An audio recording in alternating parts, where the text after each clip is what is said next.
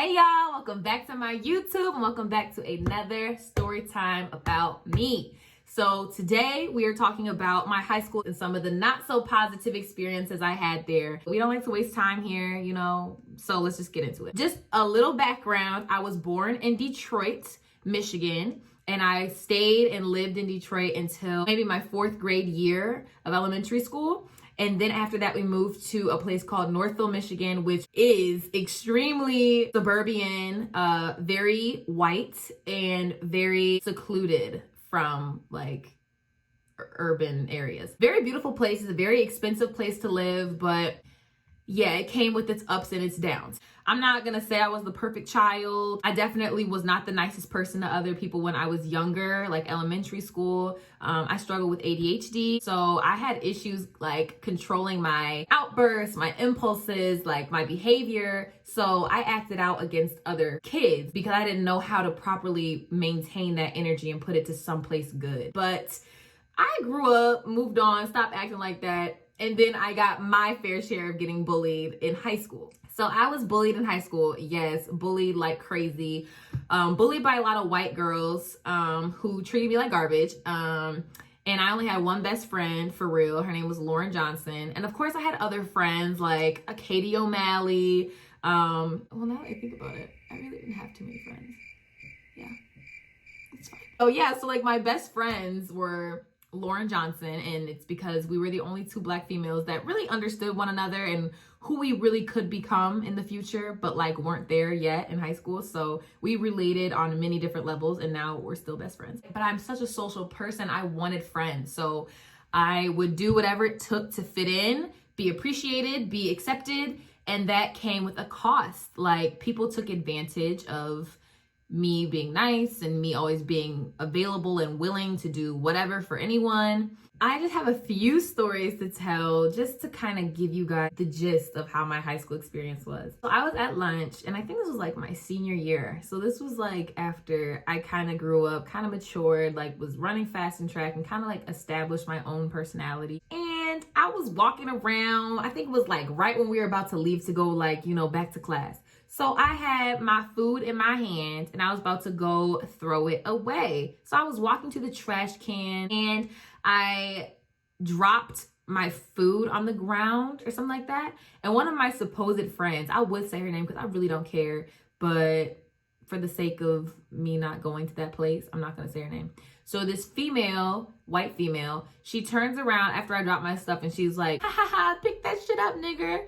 Looks down at me and says that, like, while I'm like on the ground picking up the food that I dropped. So if she would have said that to me now, that would have been a problem. Like there would have definitely been some words exchanged. I don't fight, but there definitely would have been some words exchanged. But at the time, I didn't even understand the impact of that word. I just knew that it was negative. I knew that it was racist. When I looked up at her, I saw her still looking at me, and then she turned around and kept laughing with her friends and then kept walking. So I picked my stuff up and I didn't even know how angry I was. I was just angry. Never spoke to her again. I didn't have the confidence to tell her how I really felt in that moment. I didn't have the confidence to say anything to my parents. I didn't say anything. I just moved on. I think I told Lauren. But other than that, yeah, I really did not say anything. I just moved on from it. And it's because I knew that no one would speak up for me or with me against that issue. So I just never spoke about it. And after a lot of the things that kept reoccurring this past June, nothing new, but just stuff continued to resurface. It made me realize like in order to break the cycle, we have to communicate to these people about the fact that it's wrong for white people to talk to Black people like that. So I finally like grabbed the courage to like DM her on Instagram and just be like, look, what you did to me 5 years ago really freaking hurt. Like it stuck with me. It sucks to think that you were talking to me like that and thought it was cool. Like, and you never apologized. Like she never apologized. She was just like, I'm really sorry that, you felt that way. Honestly, you stopped talking to me after that. And I just wasn't able to say sorry, but like it bothered me to my core that, So I was like, all right, girl, like I didn't even respond. I just said what I said and I moved on. But the fact that, like I wasn't able to say something back then really just kills me. It still makes me mad to this day. But that's not the only story. There was another time when I was in lunch. I swear I got bullied in lunch all the time. I was in lunch and I was sitting with girls who were not my friends, but I wanted to be their friend because they were popular and I wanted to be popular. So I was sitting with these girls at lunch and, they were cool with the guys and the guys were cool with the girls. So like the girls would sit here, then there'd be like a little space and the guys would sit here, like the popular girls, popular guys. So then like, they could play around, flirt at lunch, all that woo-woo. This is a row of people right here. Then this is the table. Then this is another row right here. Okay. And then this is the space right here. And then there's another row. So this is a row, table, row. Okay, that was confusing, but it's fine. So I was sitting right here on this side of the table. My back was facing this table. And I don't know what happened when people started throwing food, okay? So people started throwing food at lunch.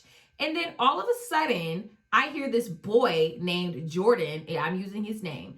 This boy named Jordan, like he said my name, like Chloe something. I don't know what he said, but I heard my name. And then he threw salt in my braids. So this man over here throws salt at my hair, at me, like the back of my head. So I turn around and I see all this salt on my hoodie. I see it on my hair. I see it like, because I had braids at the time. So I saw it in my braids.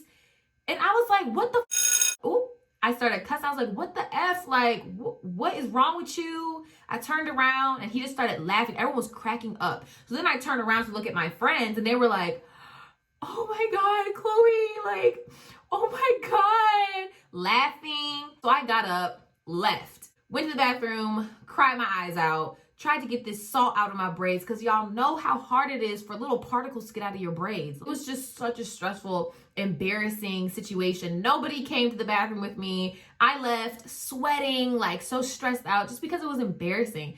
And that was something that happened consistently. In middle school, I had a bully. Oh, she was awful.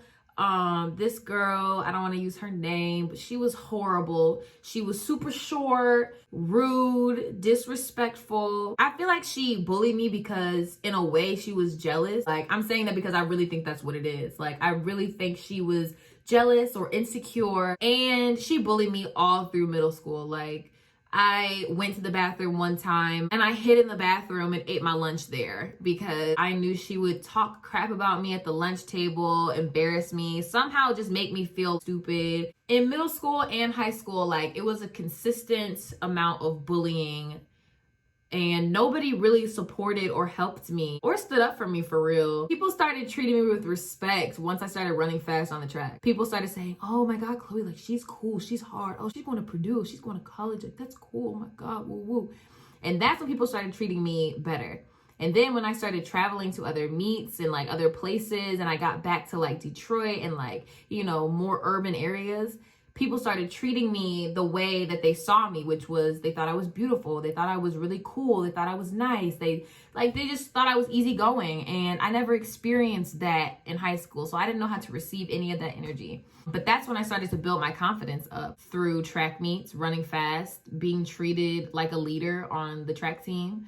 And without that, I just feel like I wouldn't have been able to get out of that rut of feeling like I'm nobody. I wasn't confident in middle school or high school. Whew, it was just stressful. And then once I got to college, that's when I started getting attention from boys and I started getting treated like how I felt like I should be treated. For the longest, like even for my freshman year of college, like I was pretty like low confident, doubted myself all the time, never really believed I was beautiful. And it's really because of the fact that like in high school, like the boys would always treat me like garbage. They would always like throw stuff at me or be rude or like say mean things. They're like, what the heck? Like these boys are treating me like this? Like I can understand girls, like they're catty, but boys?